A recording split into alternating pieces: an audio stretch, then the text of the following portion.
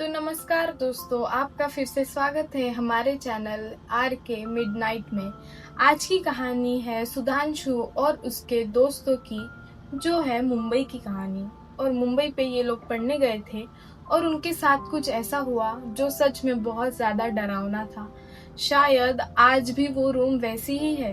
और आप भी अगर कभी रूम करते हो या फ्लैट करते हो तो 10 बार किसी से पूछो, इधर उधर इंक्वायरी करो, उसके बाद ही रूम रेंट पर करना और फ्लैट रेंट पर करना। अदरवाइज अगर आपको उसके बारे में नहीं पता होगा या कोई रूम या फ्लैट सस्ते में मिल रहा होगा तो kindly I am requesting you, don't do that, जो गलती इन्होंने की थी। ये लोग थे विदर्भ के और वो लोग शिफ्ट हुए थे मुंबई कॉलेज के सिलसिले में। वो लोग पीजी में रहते थे। फिर उन्होंने डिसाइड किया कि वो पीजी छोड़कर रेंट की रूम में जाएंगे। ये बात है सुधांशु की और उसके दोस्तों की। तो चलिए मैं आगे से शुरू करती हूँ कि कहानी कैसे शुरू हुई थी। ये बात है 2018 और 19 की, जब लॉकडाउन के पहले कॉलेजेस स्टार्ट थे। उस वक्त की बात है। सुधांशु और उसके कलीग्स पीजी में रहते थे। पीजी छोड़कर उन्होंने रूम करने का फैसला किया और वो रूम की कहानी ऐसी थी कि सच में आपका दिल बैठ जाएगा सुन के।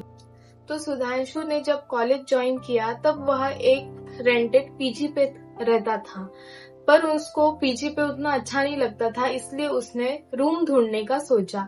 तो उसके कुछ ऐसे दोस्त जो कॉलेज में बन गए थे, साथ में सबने डिसाइड किया कि वो लोग अभी रूम पे शिफ्ट होना चाहते हैं करके।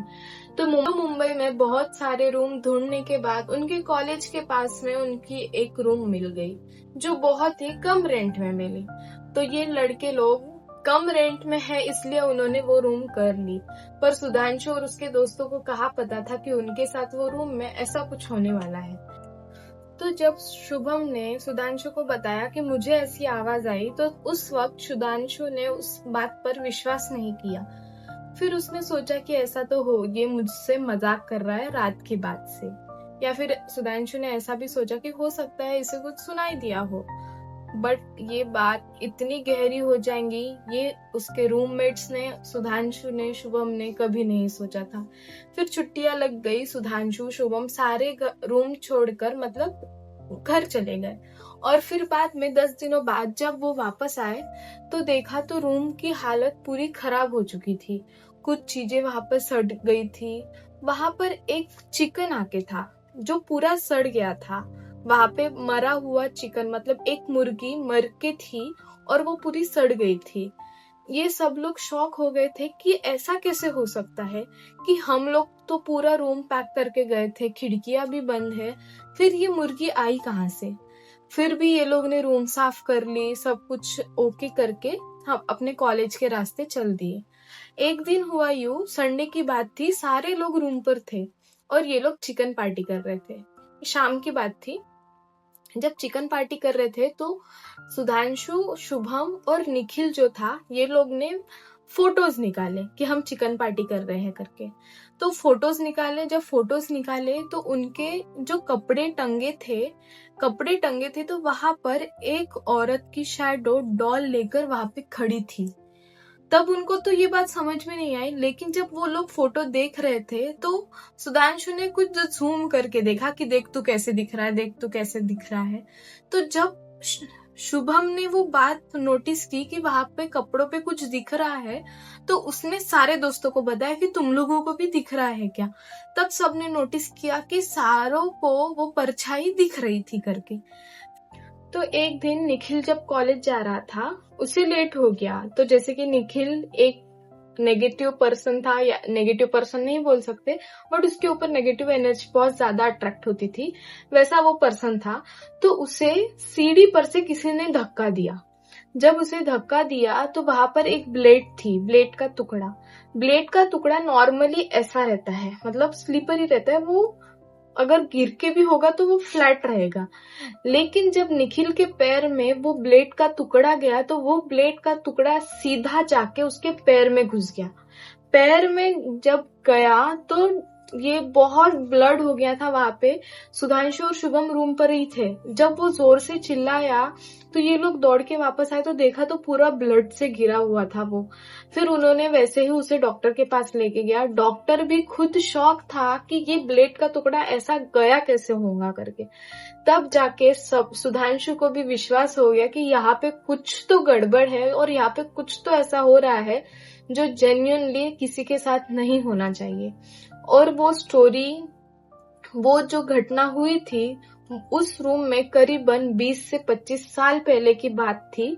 जब वो हुआ था उसके बाद भी कंटिन्यू वहां पे लोग आ रहे थे, सबके साथ कुछ ना कुछ हो रहा था, लोग रूम फ्लैट छोड़कर जा रहे थे। फिर उन्होंने आजू बाजू से पूछा कि यहाँ पे ऐसा क्या हुआ है जो कि हमारे साथ भी हो रहा है। इसने सुधांशु ने जब घर ओनर को फोन किया, फिर उन्होंने पूछा कि हमारे साथ ऐसा क्यों हो रहा है, तो ओनर ने उसका फोन कट करके उसका नंबर ब्लॉक कर दिया। फिर जब शुभम की तबीयत और खराब होने लग गई थी, शुभम जब रिटर्न आया तो शुभम की तबीयत खराब हो गई थी, उसकी तबीयत और खराब होने लग गई थी। तो फिर उसने घर पे बताया कि मेरी तबीयत खराब हो रही है, मुझे चक्कर आ रहे हैं, मुझे बहुत हैवी हैवी फील हो रहा है। तो फिर उसके मम्मी ने उसे घर बुला लिया। जब उसने एक तांत्रिक को दिखाया, एक बाबा को दिखाया, तो पता चला कि उसके ऊपर वो एनर्जी इतनी हैवी हो गई थी कि उससे कुछ भी, अगर वो सो भी रहा तो उसे भी वही दिख रहा था। तो हुआ यूं था वहां पर उस रूम में कि एक 3 फैमिली थी, एक आंटी, अंकल और उनका बेटा, बट वो उनका सौतेला बेटा था। तो ये कहानी उसी घर ओनर की है जिसने उसके रिलेटिव को वहां पे मार दिया था और वो कुछ दिन जेल में भी जाके आया था, लेकिन वहां पे किसी को उसने बताया नहीं था, या जो भी फ्लैट वाले थे, रूम वाले थे, उनको पता नहीं था कि वहां पे ऐसा कुछ होता है करके। तो हुआ यूं था कि वो एक, उसके जो बड़े मम्मी पापा थे उन्होंने इसे अडॉप्ट किया था, मतलब उसके माँ के बहन और उनके पति, उन्होंने इसे अडॉप्ट किया था। मुंबई जैसे शहर में इसकी खुद की प्रॉपर्टी थी, उनकी प्रॉपर्टी थी। तो उन्होंने जब इसे अडॉप्ट किया था तब उसे बताया था कि हम तुझे मतलब जब उसे अडॉप्ट किया, जब उसे वो बड़ा हो गया तो उसे पता चल गया था कि ये उसके अडॉप्टेड है करके। तो फिर उसने प्रॉपर्टी की मांग की थी। वो जो लड़का था जिन्होंने उसे अडॉप्ट किया था, जो ओनर था, वो एक अडॉप्टेड था। तो उसे जब पूछा गया कि यहाँ पे ऐसा क्यों हो रहा है, उसने तो नहीं बताया, लेकिन आजू बाजू वाले लोगों ने बताया कि जो ओनर था वो अडॉप्टेड था और उसने ही वहां पे उसके जो सौतेले माँ बाप थे उसका ही मर्डर कर दिया सिर्फ प्रॉपर्टी के लिए। और वो प्रॉपर्टी, उनका जो घर था वो उनके लिए सब कुछ था। वो पूरा ऐसे फ्लैट था, फ्लैट में एक एक रूम्स थी, अलग अलग रूम्स थी और मतलब रूम वाइज वो लोग रेंट पे देते थे, तो एक रूम इनके लिए भी थी। तो वहां पे जो भी आता था उनके साथ कुछ ना कुछ गलत ही होता था और वही रूम पे वो ओनर ने उन लोगों को मार दिया था। और उनके साथ जब उन्होंने इसको अडॉप्ट किया था उसके कई सालों बाद उनको एक लड़की भी हुई थी, वो लड़की को भी वो ओनर ने मार दिया था। तो फिर जब वहां के आजू बाजू लोगों ने बताया कि यहाँ पे ऐसा कुछ हुआ है, तो फिर ये सारे लड़के लोगों ने रूम छोड़ दी और चले गए। उनके साथ वहां पे इतना कुछ बुरा बुरा हुआ कि वो कुछ चीजें तो उन्होंने बताई भी नहीं है। इवन वो लोग उसे वॉशरूम तक में परेशान करते थे।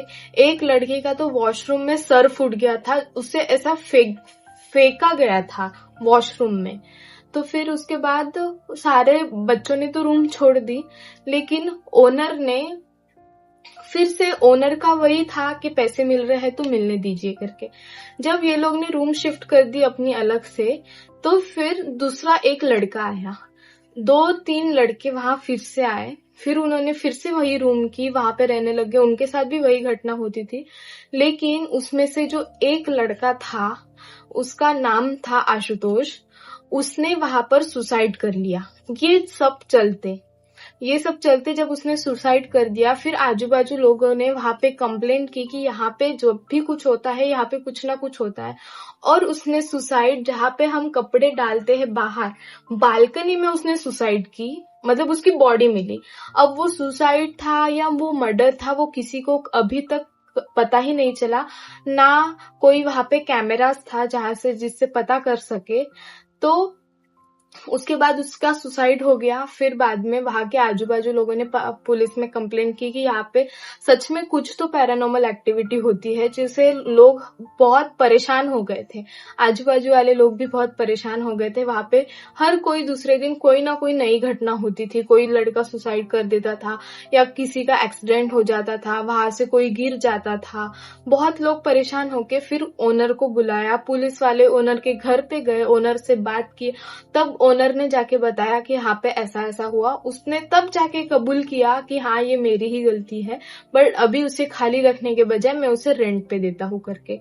तो उसका रेंट पर वो रूम देना इतना बच्चों को भारी पड़ गया कि वहां पर अभी तक 10 से 15 सुसाइड हो गए हैं लड़कों के। ये बात सुन के ही इतनी डरावनी लगती है, तो सोचो जिसके ऊपर बीती होगी उसे क्या लगता होगा। फिर उसके बाद जब पुलिस वालों ने पुलिस वालों उसके घर गए, उन्होंने उसकी जांच पड़ताल की। फिर वो रूम हमेशा के लिए बंद कर दिया गया। वहां पे रेड स्टैंप लग गया वो रूम के ऊपर, और वो रूम हमेशा के लिए सील कर दी गई। आज भी वो रूम वहीं पर है, और वहां पे आज भी लोग जाने के लिए और वो रूम करने के लिए बहुत बार सोचते हैं। मुझे बहुत लोगों ने ये रूम का एड्रेस पूछा था, बट ये किसी पर्सनल कंसर्न के कारण मैं आपको नहीं बता सकती हूँ गाइस। तो प्लीज आपके साथ भी अगर कुछ ऐसी स्टोरी हो रही होंगी या आपके साथ भी कुछ ऐसी कहानियां हो गई होगी, तो मेरे चैनल पर आकर जरूर आप मुझे कमेंट सेक्शन पे बता सकते हो, और मेरे चैनल को जरूर सब्सक्राइब कीजिए। Thank you for watching. Have a nice day.